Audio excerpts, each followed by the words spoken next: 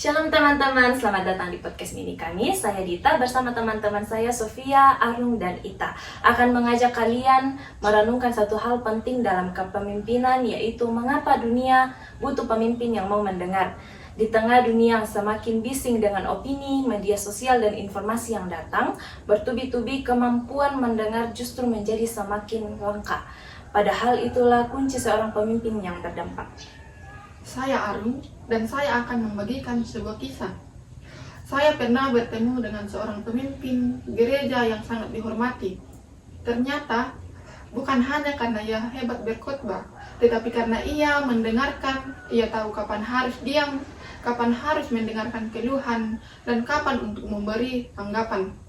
Banyak orang datang padanya bukan untuk diberi solusi, tapi hanya ingin didengar, dan itu menguatkan.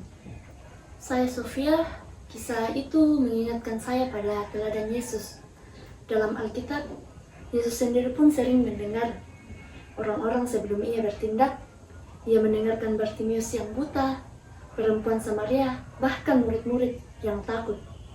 Yesus tidak tergesa-gesa dalam memberi jawaban. Ia hadir sepenuhnya untuk orang lain. Ini menunjukkan bahwa mendengar adalah bentuk kasih yang paling dalam.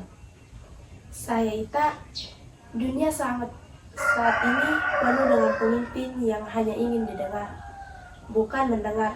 Akibatnya, banyak keputusan yang diambil tanpa memahami kebutuhan sesungguhnya.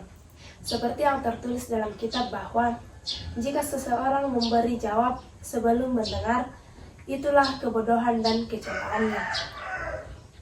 Maka, betapa pentingnya seorang pemimpin mengosongkan diri dan benar-benar menyimak satu orang lain. Nah, dalam dunia pendidikan, organisasi, bahkan keluarga, banyak konflik terjadi hanya karena orang tidak merasa didengar. Bayangkan jika setiap pemimpin mulai membuka telinga dan hati, tentu akan terjadi perubahan besar, bukan hanya di luar, tapi juga di dalam diri kita sendiri.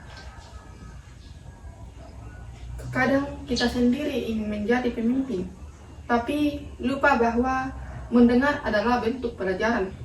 Mendengar membuat kita lebih bijaksana, lebih sabar, dan lebih mengerti arah yang harus kita ambil. Kita tidak harus menunggu jadi pemimpin besar dulu untuk belajar. Mendengar mulailah dari hal kecil seperti teman, adik, bahkan rekan pelayanan. Jadilah telinga bagi mereka, dan kamu akan terkejut melihat dampaknya. Nah, di sini saya akan menutup podcast kita kali ini. Dunia sedang haus akan pemimpin yang tidak hanya berbicara, tetapi juga hadir untuk mendengar. Mari kita semua mulai dari diri sendiri, belajar menjadi pemimpin yang hadir, yang mendengar, dan yang berdampak.